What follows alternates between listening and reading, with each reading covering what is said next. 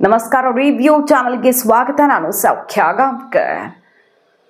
ಕಾಂಗ್ರೆಸ್ ಮುಖ್ಯಮಂತ್ರಿ ತಗಲಾಕೊಂಡ್ರಲ್ಲ, ಹಾಗಾದರೆ ಈ ದೃಶ್ಯ ನೋಡಿದ ಮೇಲೆ, ಈ ವಿಡಿಯೋ ನೋಡಿದ ಮೇಲೆ ಇದನ್ನು ಈ ದೇಶದ ಪ್ರಜೆಗಳು ಸಹಿಸಿಕೊಳ್ಳಬೇಕಾ? ಆಕ್ರೋಶ ಸಿಡಿದಿದೆ ಕಾಂಗ್ರೆಸ್ನ ಮುಖ್ಯಮಂತ್ರಿಗಳ ವಿರುದ್ಧ. ಇದು ಒಂದು ಕಡೆ ಆದರೆ, ಮತ್ತೊಂದು ಮಹತ್ವದ ಬೆಳವಣಿಗೆಯಲ್ಲಿ ಪಾರ್ಲಿಮೆಂಟಲ್ಲಿ ಏನಾಗ್ತಾ ಇದೆ ಗೊತ್ತಾ? ಪಾರ್ಲಿಮೆಂಟಲ್ಲಿ ನಡೆದಿರುವಂಥ ಘಟನೆ ಮೈಯೆಲ್ಲ ಕೆಂಡವಾಗಬೇಕು, ಆ ರೀತಿ ಆಕ್ರೋಶಕ್ಕೆ ಗುರಿಯಾಗ್ತಾ ಇದೆ. ಈಗ ಡೀಟೇಲ್ಸ್ ಇಡ್ತಾ ಹೋಗ್ತೀವಿ.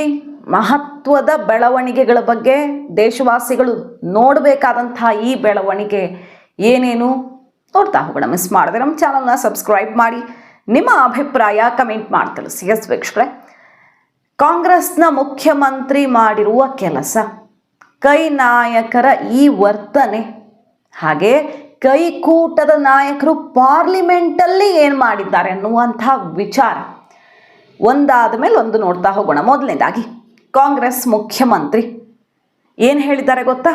ಹಿಂದೂಗಳಿಗೆ ಎಂಥ ಅವಮಾನ. ಹಾಗಾದರೆ ಈ ವಿಡಿಯೋ ನೋಡಿದ ಮೇಲೂ ಕೂಡ ಕಾಂಗ್ರೆಸ್ಗೆ ಹಿಂದೂಗಳು ಯಾಕೆ ಓಟ್ ಹಾಕಬೇಕು ಅನ್ನೋ ಸಿಂಪಲ್ ಪ್ರಶ್ನೆ ಅಲ್ವಾ?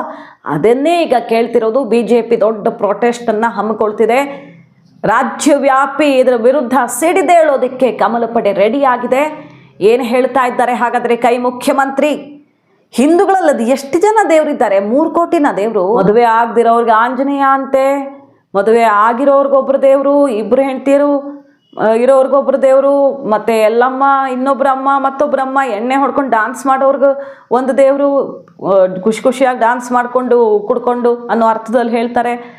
ಸೊ ಹಿಂದೂಗಳಲ್ಲಿರುವಂಥ ವೈವಿಧ್ಯತೆ ಮತ್ತು ನಮ್ಮ ನಂಬಿಕೆಯನ್ನು ಯಾವ ರೀತಿ ಮಜಾ ಮಾಡಿ ಆಡ್ಕೊಳ್ತಾರೆ ನೋಡಿ ರೇವಂತ್ ರೆಡ್ಡಿ, ಕಾಂಗ್ರೆಸ್ನ ಮುಖ್ಯಮಂತ್ರಿ ರೇವಂತ್ ರೆಡ್ಡಿ. ಮೊನ್ನೆ ಅಷ್ಟೇ ಜೂಬ್ಲಿ ಹಿಲ್ಸ್ ಬೈ ಎಲೆಕ್ಷನ್ ಪ್ರಚಾರದಲ್ಲಿ ಏನು ಹೇಳಿದ್ರು ಇದೇ ರೇವಂತ್ ರೆಡ್ಡಿ, ನೆನಪಿದೆ ನಮಗೆ?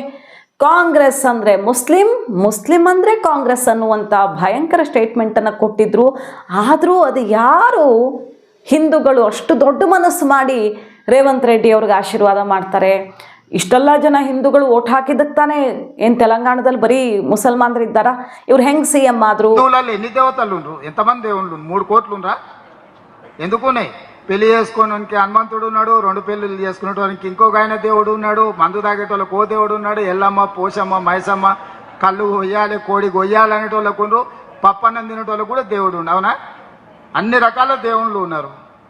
కాంగ్రెస్ పార్టీ కూడా అన్ని రకాల మనస్తత్వాలు ఉండే, అన్ని రకాల మనుషులను కలుపుకొని పోయే పార్టీ కాంగ్రెస్ పార్టీ. దేవుడి మీదనే మనకి ఏకాభిప్రాయం లేదు. ఒక ఆయన వెంకటేశ్వర స్వామికి మొక్తా అంటే, ఒక ఆయన ఆంజనేయ స్వామికి మొక్తా అంటాడు, ఒక ఆయన లేదు లేదు నేను అయ్యప్ప మాలేస్తాను, ఇంకొక ఆయన అంటే లేదు నేను శివమాలేస్తాను, మూడో ఆయన అంటాడు. అవునా? ఇవన్నీ మనం చూస్తున్నాం కదా.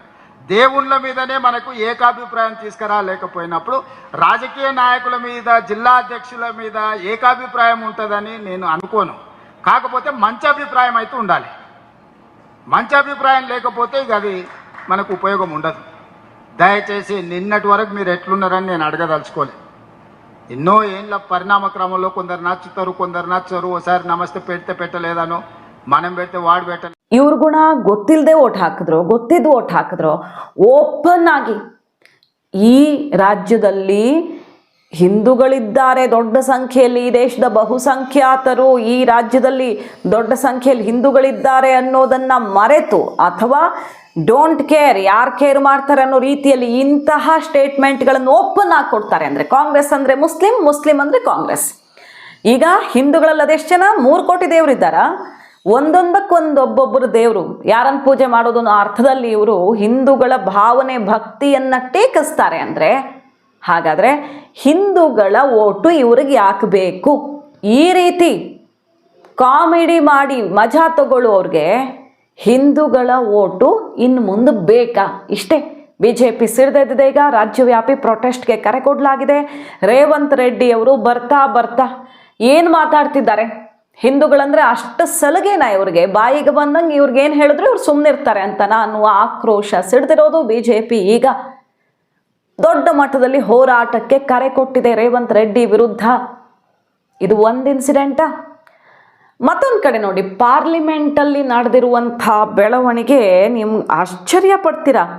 ಈ ದೇಶದಲ್ಲಿ ಏನಾಗ್ತಾ ಇದೆ, ಇದು ನಮ್ಮ ದೇಶ ತಾನೇ, ಇದು ಭಾರತ ತಾನೇ, ಇದು ಬಹುಸಂಖ್ಯಾತರ ಹಿಂದೂಗಳಿರುವಂಥ ಹಿಂದೂಸ್ತಾನ ತಾನೇ ಅನ್ನುವಂಥ ಪ್ರಶ್ನೆ ನಿಮಗೆ ಬರುತ್ತೆ, ಆಶ್ಚರ್ಯ ಆಗುತ್ತೆ. ಪಾರ್ಲಿಮೆಂಟಲ್ಲಿ ಇದೇ ಕೈಕೂಟದ ಭಾಗವಾಗಿರುವಂಥ SP MP ಮೊಹಿಬುಲ್ಲಾ ನಾದ್ವಿ ಏನು ಹೇಳಿದ್ದಾರೆ ಗೊತ್ತಾ?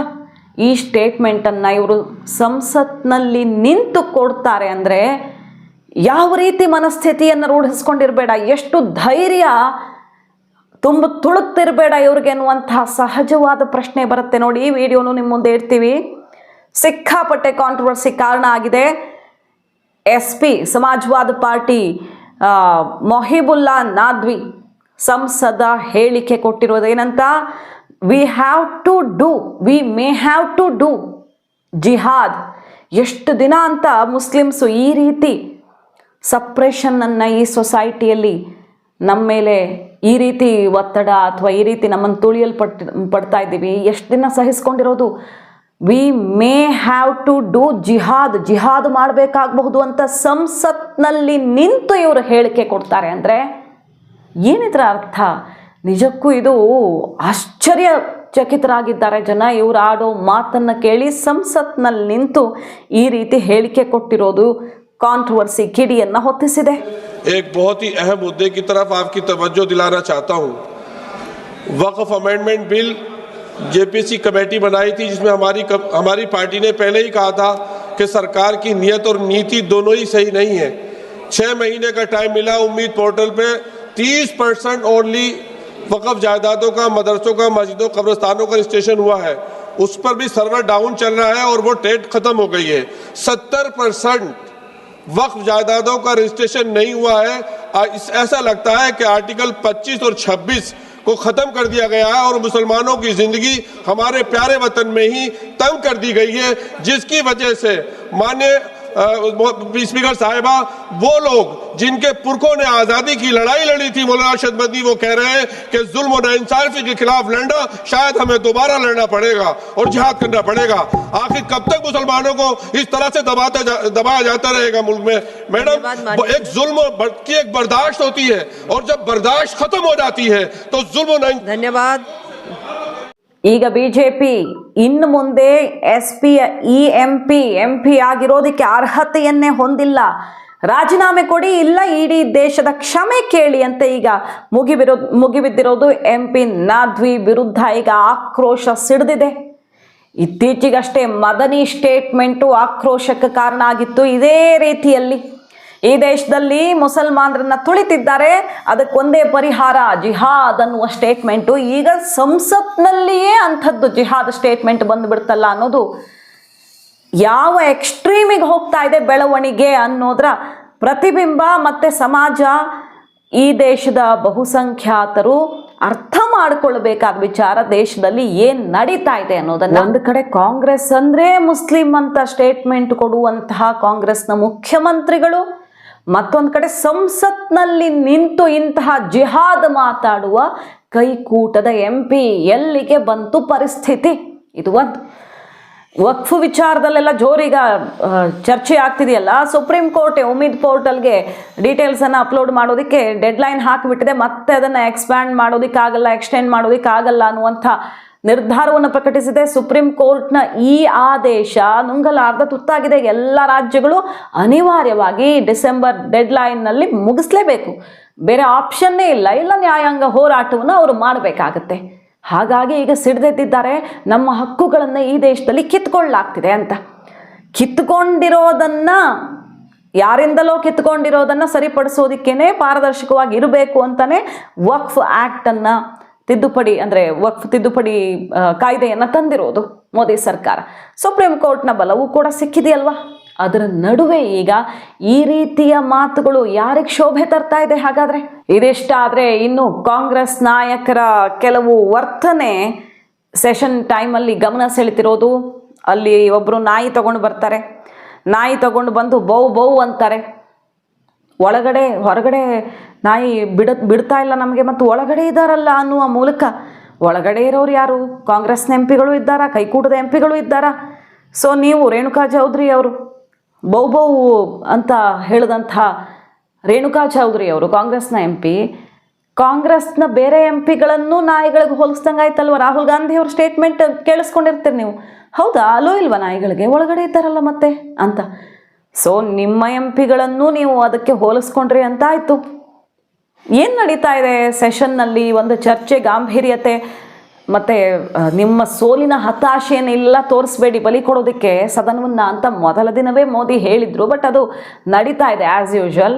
ಕಾಂಗ್ರೆಸ್ ಯುವ ಸಂಸದರೇ ಬಂದು ನನ್ನ ಬಳಿ ಹೇಳ್ಕೊಂಡಿದ್ದಾರೆ, ಸಂಸತ್ ಬಾಗಿಲು ಹಾಕ್ಸ್ಬಿಡ್ಬೇಕು, ಸೆಷನ್ ನಡೆಯೋದಕ್ಕೂ ಬಿಡಬಾರ್ದು ಅಂತ. ನಮ್ಮ ನಾಯಕರ ಒತ್ತಡದಿಂದಾಗಿ ನಾವು ಕ್ಷೇತ್ರದಲ್ಲೂ ಆನ್ಸರ್ ಮಾಡೋಕ್ಕಾಗ್ತಿಲ್ಲ, ಸಂಸತ್ತಲ್ಲಿ ಮಾತಾಡೋಕ್ಕೂ ಆಗ್ತಿಲ್ಲ. ಏನು ಮಾಡೋಣ ಸರ್ ಅಂತ ಕಾಂಗ್ರೆಸ್ನ ನಾಯಕರು ಅಂದರೆ ಸಂಸದರು, ಯುವ ಸಂಸದರು, ಕೈಕೂಟದ ಸಂಸದರು ಬಂದು ನನ್ನ ಹತ್ರನೇ ಅಳಲು ತೋಡ್ಕೊಂಡಿದ್ದಾರೆ ಅಂತ ಮೋದಿ ಒಂದು ಸೀಕ್ರೆಟ್ ಸಿಡಿಸಿದ್ರು. ಈಗ ಅದ್ರ ಬೆನ್ನಲ್ಲೇ ಇವೆಲ್ಲ ಬೆಳವಣಿಗೆಗಳಾಗ್ತಿದ್ದಾವೆ.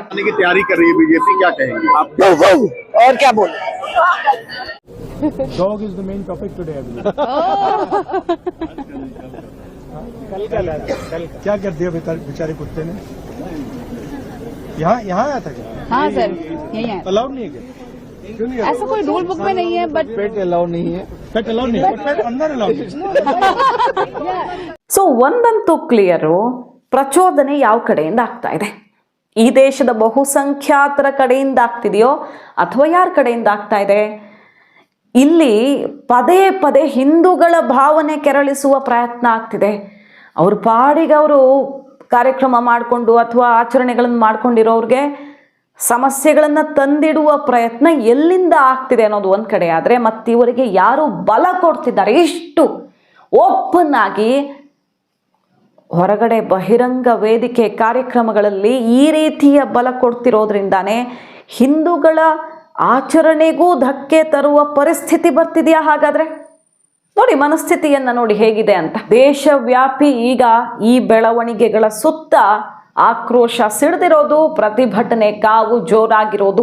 ಮಾಹಿತಿ ಇಷ್ಟ ಆಗಿದ್ರೆ ಮಿಸ್ ಮಾಡದಿರೋ ಚಾನಲ್ನ ಸಬ್ಸ್ಕ್ರೈಬ್ ಮಾಡಿ, ನಿಮ್ಮ ಅಭಿಪ್ರಾಯ ಕಮೆಂಟ್ ಮಾಡಿ ತಿಳಿಸಿ. Thank you.